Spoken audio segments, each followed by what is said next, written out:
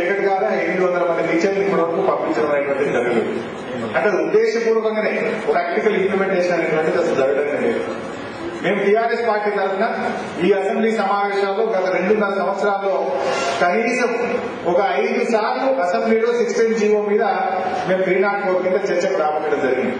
అసలు TRS party అసెంబ్లీలో ఏదైనా ఒక రూల్స్ షార్ట్ డిస్కషన్ కింద కానీ 304 కింద మాకు ఒక్క అవకాశం వచ్చినా మేము తీసుకున్న మొదటి అవకాశం 16 జీవో. అసలు ఇంకో అంశమే తీసుకోలేదు. మేము ప్రతిసారి తీసుకున్నాం. మొదటిసారి తీసుకున్నప్పుడు రోషయ్య గారు సమాధానం ఇచ్చారు.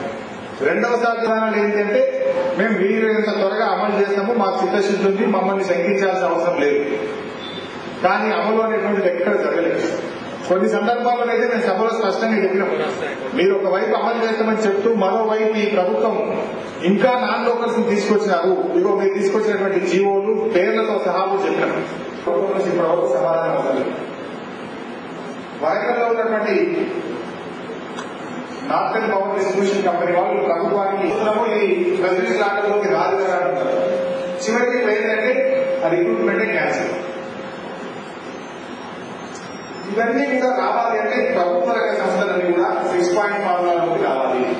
ఈరోజు కాంట్రాక్ట్ బేసిస్ కూడా చాలా ఇంపార్టెంట్ అయింది. ఇప్పుడు కొత్తగా జరిగే రిక్రూట్మెంట్ అన్ని కూడా కాంట్రాక్ట్ బేసిస్ అవుట్ సోర్సింగ్ మీద జరుగుతూ ఉన్నాయి. ఈ మధ్యలో ఒక 500 మంది ఇంజనీర్లను పంచాయతీరాజ్ డిపార్ట్మెంట్ లో కాంట్రాక్ట్ బేసిస్ లో తీసుకున్నారు. దాంతో 6 పాయింట్ ఫార్ములా వర్తించని చెప్తున్నారు.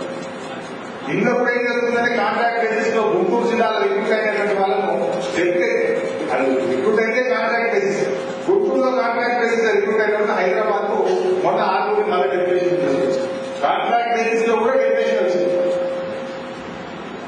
అవుట్ సోర్సింగ్ సెక్రటరియట్ లో ఈ మధ్య 120 మంది కంప్యూటర్ ఆపరేటర్లు అవుట్ సోర్సింగ్ తీసుకుంటే తెలంగాణ వాళ్ళు 6 కంటే 6 ఉన్నారు. 114 మంది నాన్ లోకల్స్ వచ్చింది. ఇదేమైతే అవుట్ సోర్సింగ్ ఇతర ప్రాంతాల ఉద్యోగాలను అడుగుతాయి. ఈ ప్రాంతంలో జరిగేటువంటి ప్రభుత్వ రంగ సంస్థలు మనం అర్థం చేసుకోవాల్సింది ప్రెసిడెన్షియల్ ఆర్డర్ లో ఇది లేదు కదా అంటే కాదు. ప్రెసిడెన్షియల్ ఆర్డర్ లో ఉన్న స్పిరిట్ ఏంటి, ప్రెసిడెన్షియల్ ఆర్డర్ యొక్క స్పిరిట్ మనకి ఏం సూచిస్తా ఉంది, ఏ స్పిరిట్ ఆధారంగా వీటిని ప్రెసిడెన్షియల్ ఆర్డర్ లో తీసుకురావాలి అనేటువంటిది నేను సమాధానం ప్రశ్నిస్తే